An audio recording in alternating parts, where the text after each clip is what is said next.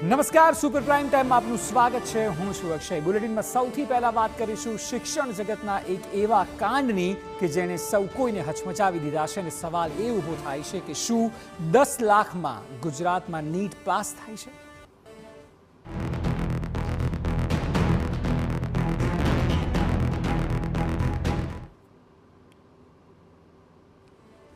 તો નીટની પરીક્ષામાં મોટી ગેરરીતિ સર્જાય તે પહેલા એક કૌભાંડનો પર્દાફાશ થયો. ગોધરાના સેન્ટરમાં 6 વિદ્યાર્થીઓ પાસેથી લાખો રૂપિયા પડાવીને પેપરમાં ચોરી કરાવવાની વિગતો કલેક્ટરને મળી અને ત્યારબાદ તપાસ ગોઠવાઈ અને આખું કાંડ બહાર આવ્યું. આ મામલે 3 આરોપીઓ સામે ફરિયાદ નોંધાઈ અને સરકાર આરોપીઓને છોડવામાં નહીં આવે તેમ કહી રહી છે.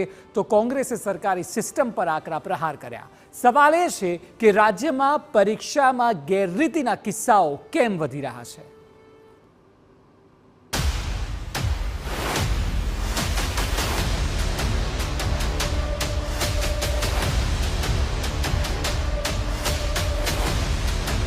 રાજ્યમાં અનેકવાર સરકારી પરીક્ષાના પેપર ફૂટ્યા છે. અનેકવાર પરીક્ષાઓ તો રદ થઈ ગઈ છે અને કદાચ આવું થવું હવે રાજ્યના યુવાઓ માટે નવાઈની વાત નથી રહી. પરંતુ સરકારી પરીક્ષાઓના પેપરમાં કૌભાંડ બાદ હવે એક નવું જ કૌભાંડ બહાર આવ્યું છે અને આરોપને સાચા માનવામાં આવે.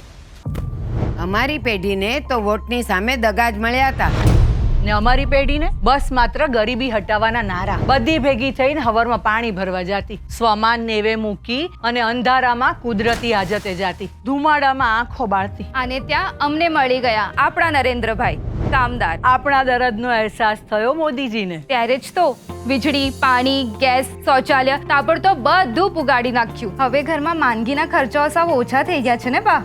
હાસ તો દવાઓના ખર્ચા ઘટ્યા છે અને સમય પણ વધ્યો છે. ભલું કરજો, અમારા જેવા કરોડો લોકો ગરીબીમાંથી બહાર આવી ગયા. હા, પણ મમ્મી, ભાભી, મોદીજી કહે છે આ તો હજુ ટ્રેલર છે. હજુ તો આખા ભારતમાંથી ગરીબી હટાવવાની ગેરંટી છે મોદીજીની. અને મોદીજીને જીતાડવાની ગેરંટી આપણી. કમળનું બટન દબાવો, ભાજપને જીતાડો. તો હવે નીટની પરીક્ષામાં કૌભાંડ સર્જાયું છે.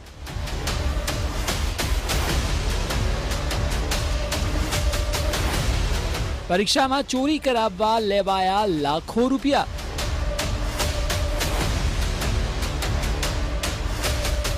જી હા, આ મામલે એક આરોપી ઝડપાયો અને 2 ફરાર છે.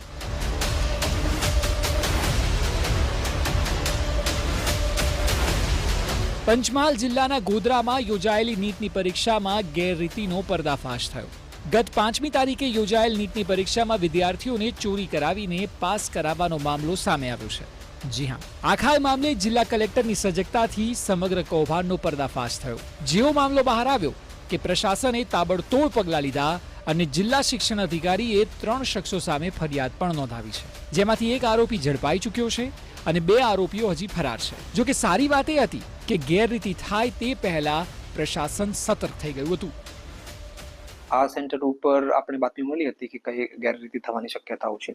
એ વસ્તુને ધ્યાનમાં રાખીને તાત્કાલિક જિલ્લા શિક્ષણ અધિકારીને સ્થળો પર મોકલ્યા હતા.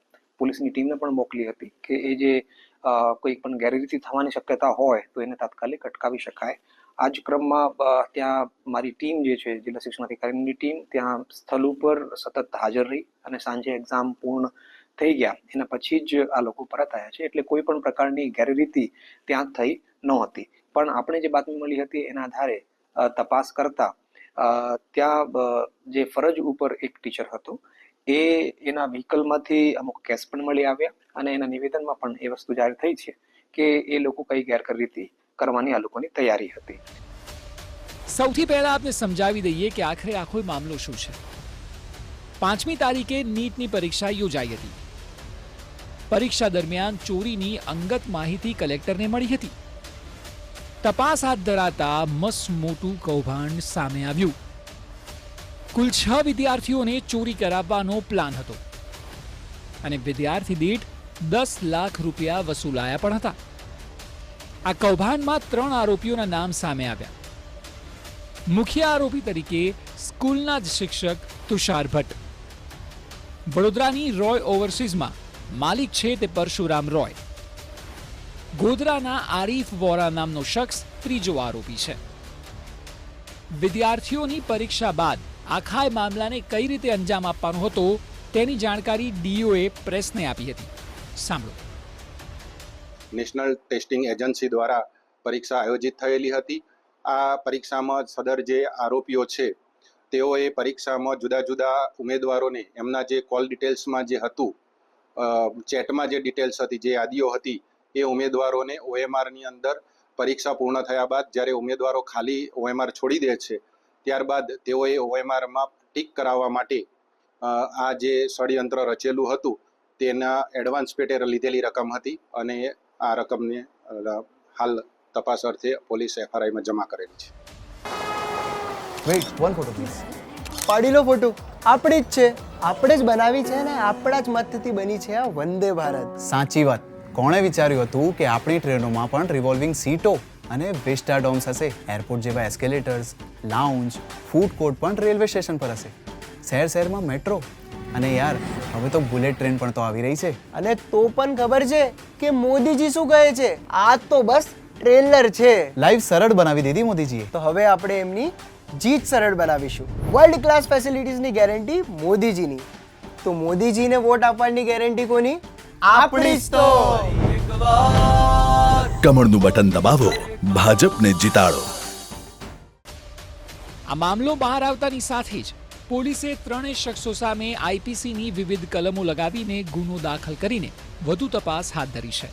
ફરિયાદ બાદ પોલીસે કાર્યવાહી કરતા પરશુરામ રોય નામના આરોપીની ધરપકડ કરી લેવાઈ છે, જ્યારે કે અન્ય 2 આરોપીઓની શોધખોળ ચાલુ છે. નીટની પરીક્ષામાં કેટલાક વિદ્યાર્થીઓને ગેરકાયદેસર રીતે આર્થિક લાભ મેળવી અને આ આરોપીઓએ પાસ કરવાનું એક કાવતરું રચેલી અને તેનો પર્દાફાશ થયેલો અને તે અંગે શિક્ષણ અધિકારી શ્રી નાઓએ તાલુકા પોલીસ સ્ટેશનમાં આ બાબતે વિગતવારની ફરિયાદ આપેલ છે. હાલ આ ગુનાની તપાસ ચાલુ છે. જે શિક્ષક તુષાર ભટ્ટનું મુખ્ય આરોપી તરીકે નામ સામે આવ્યું છે તેમને શાળા દ્વારા તુરંત સસ્પેન્ડ કરી દેવાયા છે. જો કે શાળાના સંચાલકનું કહેવું છે કે નીટમાં ગેરરીતિની સંભાવનાઓ જ નથી. તેઓ કંઈક કરાવી શકે તે પહેલા તો આખી વાત સામે આવી ગઈ છે. નીટની પરીક્ષાની અંદર ગેરરીતિ થવાના કોઈ ચાન્સીસ જ નથી. છેલ્લા 8 વર્ષથી નીટની એક્ઝામ અહીંયા આગળ આપણે ત્યાં થઈ રહી છે. એ લોકોના CCTV કેમેરા આપ અહીંયા આગળ જોઈ શકો છો કે બહારથી બધા જ CCTV કેમેરા એ લોકોએ લગાવ્યા છે અને દરેક ક્લાસરૂમની અંદર 2 CCTV કેમેરા છે.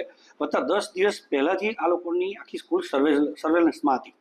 એટલે અહીંયા આગળ કેમ્પસની અંદર કશું થવાની કોઈ શક્યતા રહેલી નથી. પરીક્ષા પછી તો કોઈ એવો ટાઈમ 5:20 પેપર પતે છે. 5:30 અહીંયા આગળ બધા કેમેરાની નીચે આગળ આવી જાય છે અને NTAના બધા જ માણસો વત્તા DO કચેરીમાંથી બધા માણસો અહીંયા આગળ બેઠેલા હોવા છતાંય અને ટોટલ 50 થી 60 જણની ટીમ હોય તો એવું કઈ રીતે શક્ય બને કે પાછળથી આ વસ્તુ થઈ શકે એ મને ખબર નથી પડતી. આખાય કાંડ બાદ રાજ્યના શિક્ષણ પ્રધાન પ્રફુલ્લ પાનસેરિયાએ નિવેદન આપ્યું અને તેઓએ નિવેદન આપતા કહ્યું કે સરકાર આવી ઘટનામાં સખ્ત કાર્યવાહી કરશે. વિદ્યાર્થીઓના ભવિષ્ય સાથે જે કોઈ લોકોએ ચેડા કરવાનો પ્રયત્ન કર્યો છે તેમાંથી કોઈને પણ છોડવામાં નહીં આવે. ત્યારે ગોધરામાં જેને જવાબદારી જ હતી એ ડિરેક્ટર જ પણ આમાં 5 થી 6 વિદ્યાર્થીઓ સાથે એ પૂરતા સેન્ટર પૂરતો આખું કોઈ કૌભાંડ બહારનું છે એ સેન્ટર પૂરતો એમણે ચોરી કરાવવાનો પ્રયાસ કર્યો અને પૈસા લઈને કરાવવાનો પ્રયાસ કર્યો. આ જ સરકારની એજન્સીના ડેપ્યુટી કલેક્ટર વગરને આ કૌભાંડ ચોરી કરવાની જાણ થતાં તુરંત જ એના ઉપર FIR કરવામાં આવી છે અને આ જે ચોરી કરાવતા હતા તે સ્ટોપ કરાવ્યો છે જેથી કરીને પૂરા ભારતના સ્ટુડન્ટોને અન્યાય ન થાય. પણ સરકાર દ્વારા અમે ખૂબ જાગૃત છીએ. આવા કોઈ પણ બાબતની ચોરી કોઈ પણ સંડોવાયેલો છે કોઈને બક્ષવામાં નહીં આવે એ ચોક્કસની ખાતરી છે. સૂત્રો પાસેથી મળતી માહિતી મુજબ પરીક્ષામાં સેન્ટર ડેપ્યુટી અધિક્ષકની કારમાંથી 7 લાખ રૂપિયા પણ મળ્યા છે અને આખો મામલો બહાર આવતાની સાથે કોંગ્રેસે સરકાર પર આકરા પ્રહાર કર્યા અને કૌભાંડીઓને સજા કરવાની માંગ કરી હતી. ગોધરાની અંદર નીટની પરીક્ષામાં ચોરી કરવાનું કૌભાંડ અંગે શિક્ષણ રાજ્યમંત્રી એવી વાત કરે છે કે અમે કડકમાં કડક પગલાં લેશું. પણ ભૂતકાળમાં આપણે જોયું છે કે દરેક વખતે પેપર લીક થાય, પેપર ફૂટે, ગોલમાલ આવે એટલે કે સમયબંધીને છોડીશું નહીં. પણ સમયબંધીને ન પકડવાના કારણે આવા શિક્ષણ જગતને લૂણો લગાવતા, કલંક લગાવતા માફિયાઓ બેફામ બનીને લાખો વિદ્યાર્થીઓની કારકિર્દી સાથે ચેડા કરી રહ્યા છે, રમત કરી રહ્યા. તેવા સંજોગોમાં કોંગ્રેસ પક્ષ તરીકે અને રાજ્યની શિક્ષણ વ્યવસ્થામાં છેલ્લા 25-30 વર્ષથી સંયુક્ત રીતે સંકળાયેલો છું, સીધો સંકળાયેલો છું, ત્યારે હું સરકાર સમક્ષ માંગ કરું છું કે સરકાર દાખલો બેસે તેવી આવા કૌભાંડીઓને સજા કરે. આ તરફ વિદ્યાર્થી નેતા યુવરાજસિંહ જાડેજાએ પણ પોતાની પ્રતિક્રિયા આપી હતી. યુવરાજસિંહ જાડેજાએ સ્પષ્ટ કહ્યું કે અગાઉ પણ પેપર લીક થયા હતા અને એ જ સિલસિલો હજુ પણ રાજ્યમાં યથાવત જોવા મળી રહ્યો છે. સરકારે આખા મામલે યોગ્ય કાર્યવાહી કરવી ખૂબ જ જરૂરી છે. જે વ્યક્તિઓ સામે ફરિયાદ દાખલ થઈ છે એની ઉપર કડક કાર્યવાહી થવી ખૂબ જરૂરી છે. નવો પેપર લીકેજનો કાયદો એ અમલમાં આવી ગયો છે, તો એ પેપર લીકેજનો કાયદો આ નીટની પરીક્ષામાં પણ એપ્લાય થવો જોઈએ અને તાત્કાલિક ધોરણે NTA એટલે કે જે પરીક્ષા લેનારી જે એજન્સી છે એને પણ આમાં ઝડપથી સંજ્ઞાન લઈ હવે આ પરીક્ષા કન્ટિન્યુ રાખવામાં આવે છે કે આ પરીક્ષા રદ રાખવામાં આવે છે એમાં ઉપર પણ ઝડપથી એને પોતાનો નિર્ણય નાખવો પડશે. આ મામલો જેટલો દેખાય છે તેનાથી વધુ ગંભીર છે, કારણ કે મેડિકલ કોલેજોમાં પ્રવેશ માટે નીટને સૌથી મહત્વની પરીક્ષા માનવામાં આવે છે. જો આવી પરીક્ષામાં જ આ પ્રકારનો ગંભીર પ્રશ્ન ઊભો થાય તો પછી યોગ્ય અને કડક કાર્યવાહી ખૂબ જ જરૂરી છે, અને માત્ર કાગળ પર નહીં પરંતુ ઉદાહરણરૂપી કાર્યવાહી, જેથી કરીને કોઈ પણ વ્યક્તિ ભવિષ્યમાં આ પ્રકારનો ગુનો કરવાનું ક્યારેય વિચારે નહીં. જોવું રહ્યું કે આગળ કાર્યવાહીના ભાગરૂપે શું થાય છે અને કયા નવા ખુલાસાઓ સામે આવી છે. નિકુંજ પટેલ, TV9, ગોધરા.